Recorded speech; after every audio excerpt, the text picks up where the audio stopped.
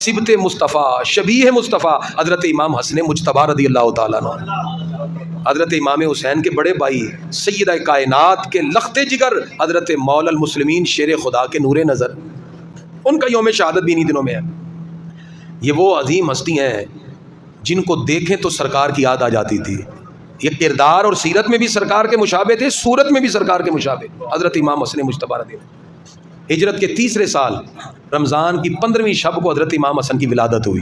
सैयदा पाक का पहला बेटा हज़रत मौला अली के नूर नज़र हमारे आका तशरीफ़ लाए, अपना लुआब दहन उसमें खजूर को थोड़ा सा तोड़ा और हज़रत इमाम हसन मुजतबा के मुँह में गुड्डी के तौर पर डाल दिया। वाह हसन तेरी अज़मत पे कुर्बान। हमारे आका दाएँ कान में फजर की अजान दे रहे हैं और बाएँ कान में इकामत पढ़ रहे हैं। हमारे आका ने खुद अजान पढ़ी।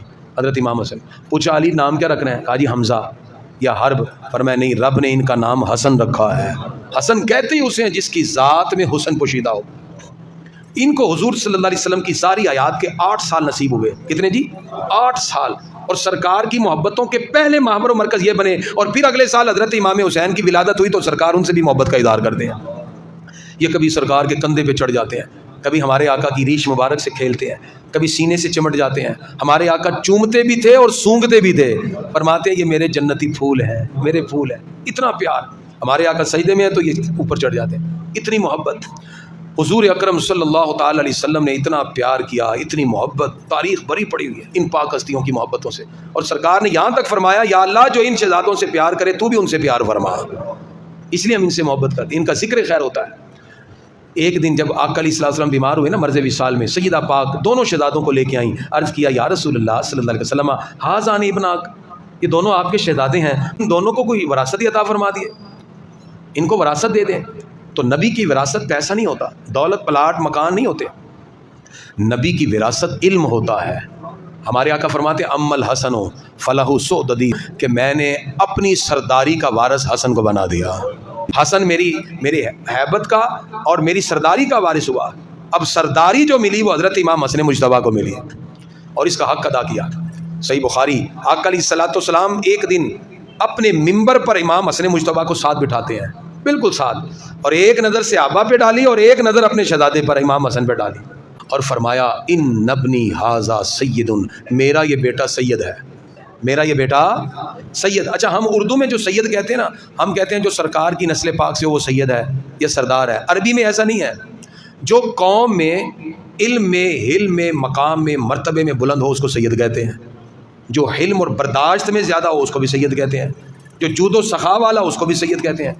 मल्टी डायमेंशन वर्ड है ना सैयद। तो सरकार फरमाते हैं इन नबनी आदा सैयदुन, मेरा ये बेटा सैयद है, मतलब मेरा ये बेटा उम्मत में सबसे बड़ा बर्दाश्त वाला भी है, सबसे बड़ा सखी भी है, सबसे बड़ा इल्म और हिल्म और सखावत वाला भी है। सारे माना आ गए। अब सरकार फरमाते हैं लअल्लाह अन युस्लिह बिही बैन फ़िअतैन अज़ीमतैन मिनल मुस्लिमीन, जब मुसलमानों के 2 गिरोह आपस में लड़ेंगे मेरा ये बेटा इन दोनों में सुलह करवा देगा। जिस वक़्त हज़रत मौला अली की शहादत हुई 40 हिजरी में, तो हज़रत इमाम हसन की उम्र मुबारक थी 37 साल। कितनी जी? 37 साल।